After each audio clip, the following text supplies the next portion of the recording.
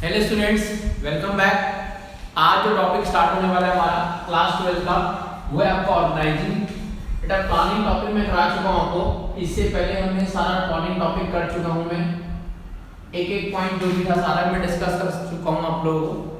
तो अब जो टॉपिक है हमारा ऑर्गेनाइजिंग है। प्लानिंग के बाद ऑर्गेनाइजिंग होता है, आपको पता ही है। Planning, organizing, staffing, directing, controlling. तो इसी तरह से इसी पैटर्न में हम बढ़ते रहेंगे। तो ऑर्गेनाइजिंग में अगर हम बात करें, इसका मतलब होता क्या है? किसी काम को ऑर्गेनाइज करना। जैसे हम एक पहले प्लान करते हैं कि मेरे को 12th पास करनी है, ठीक है जी। तो मेरा ये टारगेट है 95% नंबर लेके आना है, या मेरे को SRCC मेडिसिन है, ये मैं प्लानिंग कर चुका हूँ। अब इसका मतलब है जब मेरे को प्लानिंग तो हो गई है, इसका मतलब इम्प्लीमेंटेशन। अब मैं उसको अप्लाई कर रहा हूँ, उसको कहते हैं ऑर्गेनाइजिंग। क्योंकि काम जो सोचा था उसको करना ही समझना है ऑर्गेनाइजिंग, की मैं अपने काम को ऑर्गेनाइज कर रहा हूँ, मैं अपने काम को कर रहा हूँ, ठीक है जी। तो अगर हम बात करें ऑर्गेनाइजिंग की डेफिनेशन पढ़ेंगे पहले, उसके बाद इसका प्रोसेस और उसके बाद उसकी इंपॉर्टेंस। इसी तरह से हम आगे बढ़ते रहेंगे। आइए स्टार्ट करते हैं पहले ऑर्गेनाइजिंग से।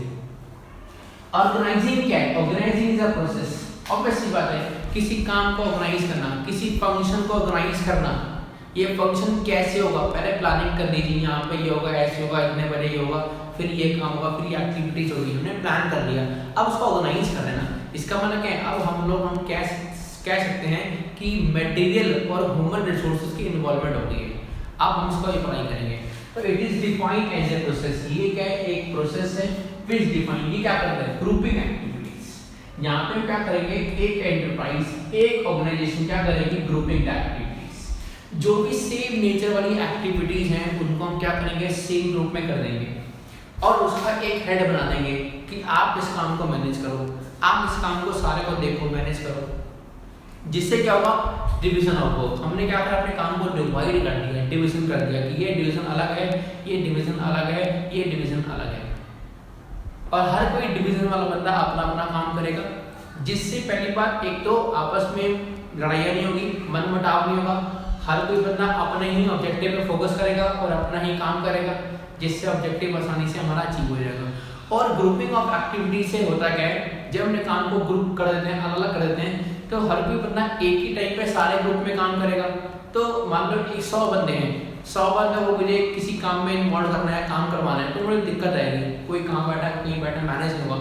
पर अगर मैं उसी के 10-10 के ग्रुप बना दूंगा तो उसी टाइम पे क्या होगा? सारा काम हो जाएगा एट द टाइम।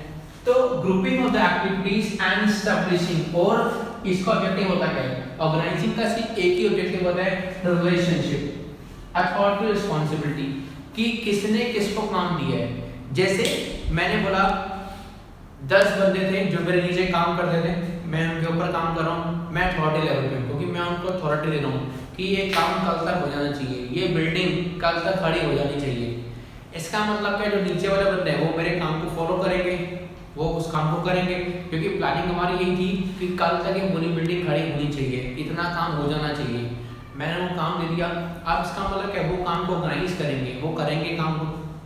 तो अथॉरिटी, रिस्पांसिबिलिटी, मैंने उनको अथॉरिटी दी, अब उनकी रिस्पांसिबिलिटी बनती है कि उस काम को पूरा करना है। तो ऑर्गेनाइजिंग का मतलब होता है क्या? ऐसा काम जहाँ पे क्या करेंगे? ग्रुपिंग कर देंगे एक्टिविटीज को, सिमिलर नेचर वाली एक्टिविटीज को, जिसे हम कहते हैं इन शॉर्ट डिपार्टमेंटेशन। डिपार्टमेंट का एक हेड बनाएंगे जो सारे काम को देखेगा, मैनेज करेगा। And its objective is to establish, organizing objective is to establishing a authority responsibility relationship between, उनके बीच में आपस में संबंध स्थापित करना कि कौन सा बंदा कौन सा काम करेगा, क्या करेगा, कैसे काम होगा, उसको ऑर्गेनाइज करना। Next, according to JS McKinsey, ये हम कह सकते हैं बिजनेस गुरु हैं, इनके अकॉर्डिंगली ऑर्गेनाइजिंग है। Organising is defined as a structure process. Organizing का एक स्ट्रक्चर है कि कैसे काम को किया जाएगा। पहले प्लान बनाया कि एक प्लान हमारा ये था, अब उसको स्ट्रक्चर, कि इसको स्ट्रक्चर करना है, मतलब रियलिटी में उसको अप्लाई कर रहे हैं हम लोग। तो दिस इज अ स्ट्रक्चर, एक तरह का क्या स्ट्रक्चर है। And a process which define cooperative the group of human beings। हमें क्या करना है? जितने डिफरेंट ग्रुप्स में ह्यूमन बींग्स हैं जो काम कर रहे हैं, मार्केटिंग वाले, सेलिंग वाले, डिस्ट्रीब्यूशन वाले, प्रोडक्शन वाले, मार्केटिंग वाले, अकाउंट्स वाले, जितने भी ग्रुप के बंदे हैं उनको क्या करना? आपस में कोऑपरेटिव करना, आपस में काम करवाना। एंड एलोकेट टास्क, और हमें क्या करना है? टास्क को एलोकेट करना, बट इज एलोकेट, बांटना। जो भी हमारे डिफरेंट हम कह सकते हैं डिवीजन या डिपार्टमेंट ना रखें, जिनके अंदर जो भी हेड्स हैं काम कर रहे हैं, हमें उनको काम सौंपना है कि आपका काम ये है, आपका काम ये है, आपका काम ये है। हम क्या करेंगे, जितने जितने भी काम होंगे सबको क्या करेंगे, हम लोग बांट देंगे, ठीक है, बाय द अथॉरिटी और रिलेशनशिप, कि आपका रिलेशन ये है कि आपको उस काम को करना है, आपका मतलब अथॉरिटी रिस्पॉन्सिबिलिटी। जब हम किसी बंदे को कोई काम सौंपते हैं तभी हमारी रिस्पॉन्सिबिलिटी बनती है कि हमने उसको कोई काम सौंपा है, तभी हमारा रिलेशनशिप बनेगा और वो मुझे इन्फॉर्म करेगा कि वो काम हुआ या नहीं हुआ।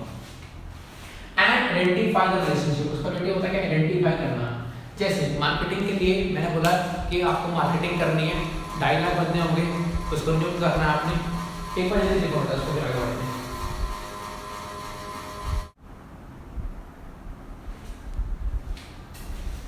देखो जी यहाँ पे ऑर्गेनाइजिंग का प्रोसेस लिखा आपके सामने। प्रोसेस का मतलब आपको पता ही है, कोई भी काम कैसे कैसे होगा, कितने कैसे स्टेजेस में होगा, कितने कितने प्रोसेस में होगा, कितने कितने स्टेप्स में होगा। इन शॉर्ट अगर हम बात करते हैं ऑर्गेनाइजिंग में, सबसे पहले क्या करेंगे, आइडेंटिफाई। हम क्या करेंगे, आइडेंटिफाई करेंगे कि मुझे कितने काम करने हैं, मुझे कौन सा काम करना है, वो प्लानिंग में हम ऑलरेडी कर चुका हूँ। उसके बाद division of work, identify and division of work. पहले आइडेंटिफाई करना है कि इस इवेंट को करने के लिए मुझे एसआरसीसी ज्वाइन करने के लिए, मुझे यूपीएससी क्वालिफाई करने के लिए मुझे क्या क्या पढ़ना है, ठीक है जी, प्लान हो चुका है। उसके बाद डिवीजन ऑफ वर्क, कि इसको अलग कर दिया कि ये सोशल साइंस है, ये मैथ्स है, ये इकोनॉमिक्स है जी, ये हैंड रिटन नोट्स हैं, ये अलग है। हमने क्या करा, डिवीजन कर दिया, अपने काम को क्या करा, डिवाइड कर दिया कि इस काम को ऐसे करना है, ये इस हफ्ते खत्म होगा, ये इस हफ्ते खत्म होगा, हमने ऐसे कर लिया। उसके बाद है डिपार्टमेंटेशन। हम क्या करेंगे, डिपार्टमेंटेशन करेंगे, जो सेम तरह के जो हम कह सकते कैटेगरी, जैसे इकोनॉमिक्स के लिए इकोनॉमिक्स कर दिया, बिजनेस स्टडी के लिए बिजनेस स्टडी कर दिया, मैथ्स के लिए मैथ्स कर दिया, सोशल के लिए सोशल कर दिया। तो हमने डिपार्टमेंटेशन फॉर्म कर देंगे। डिपार्टमेंट से क्या फ़ायदा होता है, डिपार्टमेंट का फ़ायदा होता है, एक तो पहली बार ओवरलैपिंग ऑफ एक्टिविटी नहीं होती। अगर आप सारी किताबें एक जगह रखोगे तो आपको दिक्कत होगी। आपके भाई की भी है 9th क्लास की, आपकी सिस्टर की भी 10th क्लास की, और आपकी खुद की भी 12th क्लास की। तो अगर हर किसी के अलग अलग रैक्स होंगे, अलग अलग जगह होगी, तो हम कह सकते हैं this is kind of division of work. हमने डिपार्टमेंटेशन कर दिया कि आपका काम ये है, आपका ये। डिपार्टमेंटेशन से होता है क्या, जैसे आप कोई शॉप पे जाते हो, किसी स्टोर में जाते हो, किसी मॉल में जाते हो, तो वहाँ पे भी डिपार्टमेंट होता है। डिपार्टमेंट का मतलब ओवरलैपिंग ऑफ एक्टिविटी ना हो, जो भी काम है आसानी से क्लैरिफाई हो, सिंपल हो जाए, ताकि हर कोई बंदा कोई भी सामान, जैसे कभी आप मॉल में जाओगे, आप बोलोगे सर मेरे को हैंकी चाहिए, ठीक है जी, वो क्या बोलेगा कि सर उस डिपार्टमेंट मिलेगा, सर आप वहाँ से वहाँ चल रहा हो, तो वो क्या करेगा, आपको आइडेंटिफाई कर देगा कि आप वहाँ चल रहा हो, वहाँ चल रहा हो। इससे क्या होगा कि ओवरलैपिंग का फैक्टर नहीं होती और कोई भी काम सिंपल वे में होता है। उसके बाद है assigning of duties and job position. अब हम क्या करेंगे, असाइन कर देंगे। जब डिपार्टमेंटेशन बन जाएगा, अब हम बंदे अपॉइंट करेंगे कि कौन सा ये काम करेगा, और जॉब्स हम ऑफर कर देंगे। जिस बंदे को अपॉइंट करेंगे, कैसे करें, डिपार्टमेंट का हेड्स, वो क्या करेगा, आगे फर्दर क्या करेगा, अपने काम को डिवाइड कर देगा, बांट देगा कि तुम्हें ये काम करना। देखो जी, असाइनिंग ड्यूटी पढ़ रहे बेटा, मैंने आपको बता दिया आपको कि ड्यूटी को असाइन करना कि ये काम आपको करना है, या आपको काम करना है, आपको काम करना है। हमने काम डिवाइड कर दिए, बांट दिए सब लोगों को। उसके बाद है रिपोर्टिंग रिलेशनशिप, कि कौन सा बंदा किसको रिपोर्ट करेगा। ऑब्वियस सी बात है, जो जिसको काम डेलीगेट करेगा। मैंने किसी को काम सौंपा है, मैंने क्या करा, किसी को असाइन कर दिया कि ये काम आपका है, इसका मतलब क्या है, वही इसको रिपोर्टिंग करेगा ना। जैसे एग्जाम्पल देता हूँ, एक मेरा फ्रेंड है मनोज, ठीक है जी, उसकी शादी थी, बारात जानी थी, आपकी जानी है, मतलब आगरा जानी है, दिल्ली से बारात जानी है आगरा। अब इसका मतलब है जो उसका एक फ्रेंड था मनोज का, उसका नाम है दीपक, वो रहता आगरा में। वो कह रहा है यार आगरा में शादी पक्की हुई है। अच्छा अच्छी बात है यार, कहाँ हुई है भाई, कह रहे हैं यहाँ पे हुई है, ठीक है जी। अब उसने बोला यार एक प्रॉब्लम आ रही है यार, मैं आगरा की कई सारी एक्टिविटीज़ हैं, काम है, मैं कर नहीं पा रहा हूँ। अब मेरे को घोड़ी बुक करनी है और बैंड वाला भी बुक करना है। अब ये तो है नहीं कि मेरे घर से दिल्ली से बारात जाएगी और मैं वहाँ पहुँचूँगा और बैंड वाले मेरे साथ जाएंगे, नहीं, मेरे को तो यहाँ पे बस 1 घंटे के लिए चाहिए, वो मैं कर चुका हूँ, पर लेकिन मेरे को वहाँ का सिस्टम नहीं पता, क्या तू मेरी हेल्प कर देगा। उसने बोला कि ठीक है भाई, सुनो भाई कोई टेंशन की बात नहीं है, दीपक भाई कर देगा। अब मैंने क्या करा, उसको काम सौंप दिए। मैंने बोला यार मेरे को घोड़ी वाला चाहिए, ठीक है जी, एक बाजे वाले भी चाहिए, बाजे भी बैंड बुक कर दिए, मेरा सब कुछ हो गया। अब उसने उसको काम दे दिया, काम क्या करा, असाइन कर दिया, असाइनिंग ऑफ ड्यूटीज की, तो मैं काम असाइन कर दिया। वो कह रहे ठीक है जी। अब मान लो जिस दिन शादी थी उस दिन पहुंचा, मनोज फोन कर रहा है दीपक को कि हाँ दीपक यार क्या हुआ, घोड़ी आई नहीं।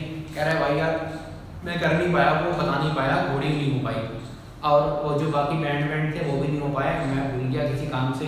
इसका मतलब क्या है, रिपोर्टिंग रिलेशनशिप, इसका मतलब है उसकी रिस्पॉन्सिबिलिटी बन रही थी, किसकी, दीपक की रिस्पॉन्सिबिलिटी बन रही थी मनोज को बताने की कि सर वो काम हो गया नहीं हुआ, उसने नहीं बताया तो उसकी तौर, और अथॉरिटी किसकी थी, मनोज की। तो मनोज को भी पूछना था एक बार से, हम बात करें कि यार वो काम हुआ कि नहीं हुआ, क्या मैं फ्री हो जाऊँ, वो तो यही सोचता था कि मेरा काम हो जाएगा, अल्टीमेट क्या हुआ, दिक्कत आ गई। तो रिपोर्टिंग रिलेशनशिप बहुत इंपॉर्टेंट है, क्योंकि इससे आइडेंटिफाई होता है कि किस काम के लिए कौन सा बंदा जिम्मेवार था और ये काम क्यों नहीं हुआ, किस कारण से नहीं हुआ, इससे हम आसानी से आइडेंटिफाई कर सकते हैं। तो ये था आपका, हम कह सकते हैं ऑर्गेनाइजिंग प्रोसेस। जल्दी से एक बार फ्लो चार्ट को बनाइए, उसके बाद हम एक एक करके इन सारे पॉइंट्स को कवर करेंगे और इन सबका फ्लो चार्ट बनाएंगे ताकि आपको आसानी से और अच्छे से क्लियर हो जाए। बेटा जल्दी से बनाइए आप लोग।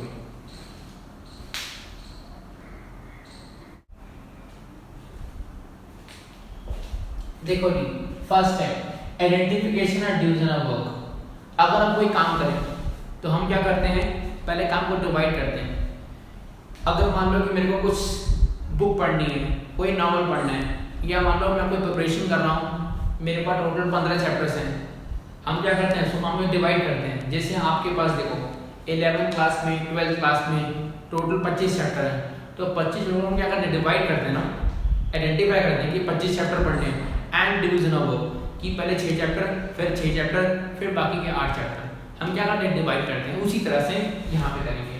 तो फर्स्ट है, अगर हम बात करें सबसे पहले क्या करते हैं, प्रोसेस किसका, ऑर्गेनाइजिंग प्रोसेस। सबसे पहले हम बात करें ऑर्गेनाइजिंग प्रोसेस का, सबसे पहला स्टेप जो है वो है identifying and dividing total work. सबसे पहले आइडेंटिफाई करना कि टोटल वर्क कितना है और उस टोटल वर्क को डिवाइड करना किसमें, स्मॉल लॉट में, क्योंकि कोई भी काम को बड़े लॉट में करने में बड़ी डिफिकल्टी होती है। अगर हम उसी काम को छोटे छोटे हिस्सों में बांट देंगे तो काम जल्दी हो जाएगा और हमें पता नहीं लगेगा और आसानी से हम काम को एफिशिएंसी से कर पाएंगे। तो हम क्या करेंगे, पहले आइडेंटिफाई करेंगे टोटल कितना वर्क है, फिर डिवाइड कर देंगे in the form of, divide कैसे कर देंगे, in the form of manageable activities, activity accordingly कि कौन सी एक्टिविटी एक मैनेजर के हिसाब से कोई बंदा कितना काम मैनेज कर पा रहा है। मैनेजर क्या करेगा, अपनी एबिलिटी के अकॉर्डिंगली क्या करेगा, अपने काम को डिवाइड कर देगा। This is known as job, उसे कहेंगे, उसे हम कहेंगे जॉब। ये एक जॉब है, ये एक एक्टिविटी है, ये एक टास्क है जिसको आपको करना है। इस नोन एज टास्क और जॉब के बोथ आर सेम। जिससे क्या होगा, डुप्लीकेसी ऑफ एफर्ट्स, ऑब्वियसली बात है, क्योंकि जब हमारा काम बहुत सारा होता है तो क्या होता है, डुप्लीकेसी होती है ना, डुप्लीकेसी ऑफ एफर्ट्स होता है। हम क्या करते हैं, उसी काम को दोबारा कर देते हैं, हमने नहीं करा लेकिन दूसरा बंदा कर देगा, क्योंकि उसको भी पता नहीं था, उसको भी इंफॉर्मेशन नहीं थी, उसने भी इस काम को परफॉर्म कर दिया।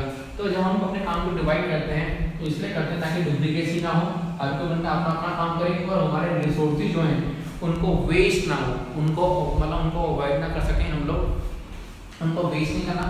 And the burden of the work should be shared. इसका हम क्या करते हैं, हम डिवीजन ऑफ वर्क करते हैं ताकि जो बर्डन है, जो एक बंदे के ऊपर जिम्मेवारी है, जो उस काम को करने के लिए करा हुआ है, वो उस काम को कर पाए ना कर पाए, वो क्या करेगा, अपने आप को फ्री कर देगा, अपने काम को डिवाइड कर देगा फर्दर नीचे लेवल पे अमंग द एम्प्लॉइज के अंदर, ताकि वो एम्प्लॉइज उस काम को आसानी से कर सके। अगर सारा बर्डन उसी के पास होगा तो कोई काम कर पाएगा, नहीं कर पाएगा। ठीक है, उसी तरह से अगर हम बात करें, टीचर्स भी क्या करते हैं, आपको चैप्टर डिवाइड करने हैं कि आपको ये करना है, ऐसे करना है, ये चैप्टर्स आपके इतने पास हैं, इतने हैं, ये काम करना है। डिवीजन ऑफ वर्क से होता क्या है, बेसिकली कि काम सिंपल हो जाता है और बहुत सिंपल हो जाता है, क्योंकि टास्क में डिवाइड होता है और एक टास्क को करना बहुत कंपैरेटिवली बहुत सिंपल होता है। पर उसी को मैंने जैसे मान लो कि एक बच्चा है, वो 12th क्लास का पेपर दे रहा है बिजनेस स्टडी का, वो बोलता है कि आखिरी के 2 महीने में बिजनेस स्टडी पूरी खत्म कर लूंगा, टोटल 12 चैप्टर पढ़ लूंगा, कर पाएगा, नहीं कर पाएगा। पर अगर वो उसको टास्क बना दे कि मेरे को हर महीने में, टोटल 12 महीने आपके पास 12 चैप्टर्स हैं, अगर एक महीने में एक चैप्टर अच्छे से पढ़ोगे तो जब तक आपका बोर्ड का पेपर होगा, हम कह सकते हैं उस काम को आसानी से आप कर लोगे, पूरे 12 के 12 चैप्टर आपको याद हो जाएंगे। ठीक है, तो वही है, बेसिकली हमें प्लान करना पड़ता है और हमें अपने काम को डिवाइड करना पड़ता है, बर्डन को रिलीज करना पड़ता है कि कैसे कैसे हमें बर्डन को कम करें, ठीक है, ताकि हम अपने काम को आसानी से कर सकें।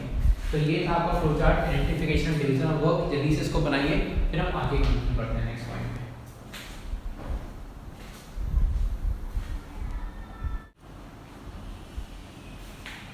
देखो जी नेक्स्ट पॉइंट डिपार्टमेंटेशन। मैंने आपको पढ़ाया था हम क्या करेंगे, जो छोटे छोटे डिपार्टमेंट्स हैं, जो एक्टिविटीज हैं, उनको डिवाइड कर देंगे और देखेंगे सिमिलर नेचर कौन सी है। जो सिमिलर नेचर से होगी वो क्या करेंगे, एक बड़े डिपार्टमेंट फॉर्म कर देंगे और उसको हम करेंगे डिपार्टमेंटेशन और डिवीजन कह सकते हैं इसको बेसिकली। तो सेकंड स्टेप क्या है, grouping the similar related jobs. जो भी सिमिलर जॉब्स होती है, सिमिलर एक जैसी जॉब्स होती है, उनको क्या करेंगे हम लोग एक बड़े यूनिट में डाल देंगे जिसे कहते हैं डिपार्टमेंट। डिपार्टमेंट का मतलब वो सारा काम कौन करेगा, वही डिपार्टमेंट करेगा, दूसरा काम नहीं करेगा। And the grouping is known as process called as departmentation. और जो भी ग्रुपिंग ऑफ एक्टिविटीज कर रहे हैं हम लोग सिमिलर एक्टिविटीज को एक जगह पे, उसको हम कहते हैं डिपार्टमेंटेशन। डिपार्टमेंटेशन से होता क्या है, प्रोडक्शन का काम कर रहा है, सिर्फ उसको प्रोडक्शन के काम से लिंक करना है और कोई काम नहीं करना। मार्केटिंग वाला मार्केटिंग वाला काम कर रहा है। अगर प्रोडक्शन वाले को मार्केटिंग वाला काम करोगे और मार्केटिंग वाले को प्रोडक्शन का काम दोगे तो वो कर पाएंगे, नहीं कर पाएंगे। क्यों? क्योंकि सिंपल सी बात है, एक पहला प्रोसेस, एक तो एक्सपीरियंस नहीं है। क्यों? क्योंकि वो एक ही जॉब नहीं कर रहे। अगर कोई बंदा है रेगुलर बेसिस पे एक ही डिपार्टमेंट में काम कर रहा है पिछले 5 साल से 6 साल से, तो वो एक्सपर्टाइज हो जाएगा, वो हम कह सकते हैं स्पेशलाइज हो जाएगा अपनी पर्टिकुलर फील्ड में। प्रोडक्शन वाला जितना अच्छे तरीके से काम कर सकता है प्रोडक्शन के अंदर, उतना मार्केटिंग वाला नहीं कर सकता। हर काम क्या अलग अलग है, हर टास्क अलग अलग है। जब एक ही बंदा एक ही डिवीजन के अंदर काम करता रहता है तो वो एक्सपर्टाइज हो जाता है। मैं अगर बिजनेस स्टडी पढ़ा रहा हूँ तो बिजनेस स्टडी पढ़ा के एक्सपर्ट हो चुका हूँ, ठीक है जी। तो आपको अच्छी इंफॉर्मेशन दूंगा, अच्छी हम कह सकते हैं इन डेप्थ नॉलेज देंगे हर पॉइंट के हिसाब से, हर क्लैरिफाई करके, ताकि आपको समझ में आए। कोई बंदा मेरे को बोलेगा जी फिजिक्स पढ़ाओ, केमिस्ट्री पढ़ाओ, तो यार मैं नहीं पढ़ा सकता क्योंकि वो मेरा डिपार्टमेंट नहीं है, वो मेरे दायरे के बाहर है। और ऐसा होता भी है, हर कोई बंदा अपनी फील्ड में एक्सपर्ट होता है, वो किसी दूसरी फील्ड में काम नहीं कर सकता। एक फिजिक्स के टीचर को आप बोलोगे बिजनेस स्टडी पढ़ा लो तो वो भी नहीं पढ़ा पाएगा, क्योंकि उसकी फील्ड अलग है, मेरी फील्ड क्या है, अलग अलग है, हर कोई बंदा अलग है।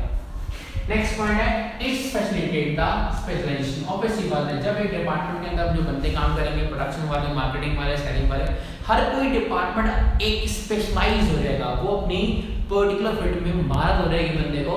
ठीक है, जैसे एक ओपनिंग वाला एक ओपनिंग बैट्समैन ओपनिंग करता है, इसका मतलब है वो हर टाइम ओपनिंग कर करके उसका डर निकल जाता है, उसको पता है कि मैं उनको पहले बैटिंग करनी है और वो अच्छा परफॉर्म कर रहा है। पर लेकिन किसी ऐसे बंदे को स्टार्टिंग में भेज दोगे तो उसको थोड़ा हेजिटेशन होगी कि यार मैं सबसे पहले आ गया हूँ, एक मन में डर रहेगा, मेरे पे कंधे की जिम्मेवारी बहुत ज़्यादा है, टीम की जिम्मेवारी बहुत ज़्यादा है, तो वो शायद अपना 100% नहीं ले पाएगा। And departmentation is created. Department कैसे क्रिएट करेंगे, on the basis of function. हम फंक्शन वाइज भी कर सकते हैं, प्रोडक्ट वाइज भी कर सकते हैं, टेरिटरी वाइज भी कर सकते हैं, और एक्सेट्रा किसी भी तरह से आपके हिसाब से जो भी आपको ठीक लगता है आप उसी तरह से अपने काम को डिवाइड कर सकते हैं। ड्यूरेबिलिटी के हिसाब से, नॉन ड्यूरेबिलिटी के हिसाब से, short term, medium term, long term, उसके साथ डिवाइड कर सकते हो, प्रोडक्ट वाइज कर सकते हो, जैसे मर्जी कर सकते हो। अगर मान लें फंक्शन वाइज, जैसे मैंने परचेज डिपार्टमेंट कर दिया, मार्केटिंग डिपार्टमेंट कर दिया, सेलिंग डिपार्टमेंट कर दिया, अकाउंट्स डिपार्टमेंट कर दिया, तो मैंने क्या करा, अपने काम को डिवाइड कर दिया फंक्शन वाइज, फंक्शन की कैटेगरी अकॉर्डिंगली। उसके बाद हम बात करते हैं on the basis of product wise, ठीक है, जब कॉस्मेटिक्स कर दिए, उसके बाद मैंने गारमेंट्स कर दिए, अब कॉस्मेटिक्स में मैंने डिवाइड कर दिए, ठीक है, अलग कैटेगरीज वाइज कर दिए। मान लो हैंड्स के कॉस्मेटिक्स हो गए, फेस के कॉस्मेटिक्स हो गए, ठीक है जी, तो सारी हमने क्या करा, डिवाइड कर दिए। गारमेंट्स के बारे में हमने आइडेंटिफाई कर दिया, जैसे मेल की कर दी, फीमेल की कर दिए, फुटवेयर्स के बारे में कर दिया, साइज वाइज कर दिए, हमने जैसे रबड़ के अलग कर दिए, लेदर के अलग कर दिए, ठीक है, साइज वाइज कर दिए, 5 number, 6 number, 10 number, design wise कर दिए, कलर वाइज कर दिए। तो हम ऐसे इसी तरह से अपने काम के जो प्रोडक्ट्स हैं उसको डिवाइड कर सकते हैं। एंड टेरिटरी वाइज कर दी, north east west Delhi south, उसके बाद नॉर्थ ईस्ट नॉर्थ दिल्ली, हम इसी तरह से हम नॉर्थ दिल्ली के अंदर डिवाइड कर सकते हैं कि नॉर्थ दिल्ली में कितने कितने टोटल एरियाज हैं, ठीक है। जैसे एस ब्लॉक को मैंने कर दिया, S block 1, S block 2, S number 3, 4, 5, 6 गलियों के साथ डिवाइड कर दिया। तो हम अपने काम को ऐसे डिवाइड करते हैं ताकि आसानी से काम हो। जैसे मान लो एक बंदा है मेरे पास काम करने में, मैंने उसको बोला कि आपको इन्वेस्टिगेशन करना है पूरे एस ब्लॉक में। अब एस ब्लॉक में मान लो 5 लाख घर है ना, तो उस बंदे के डिपार्टमेंटेशन करना बहुत मुश्किल है, क्योंकि 5 लाख घर है, कहाँ करेगा बंदा। पर मैंने उसी क्या करा, 4 बना दिए, मान लो कि 4 से कर दिए, ईस्ट वेस्ट नॉर्थ साउथ, 4 से डिवाइड कर दिए। ईस्ट वाला ये देखेगा, अब ईस्ट वाले में फिर फर्दर डिवाइड हो गए, कितने ब्लॉक्स है, 10 ब्लॉक्स कर दिए, 1 2 3 4 5 6 7 8 9 10, ऐसे फिर यहाँ ब्लॉक कर दिए, 10 ब्लॉक यहाँ कर दिए। अब उन 10 ब्लॉक को भी फर्दर क्या करा, डिवाइड कर दिया। तो इससे क्या होगा कि काम हमारा सिंपल हो जाएगा, और डुप्लीकेसी नहीं होगी, क्योंकि अगर हमने एक ही काम को दोबारा कर दिया तो डुप्लीकेसी की पॉसिबिलिटी होती है, कभी कभार हमसे वही काम दोबारा हो जाता है। ठीक है जी, तो ये था आपका डिपार्टमेंटेशन। इसको एक बार आप लिख लीजिए, इसके हम आगे कंटिन्यू करते हैं।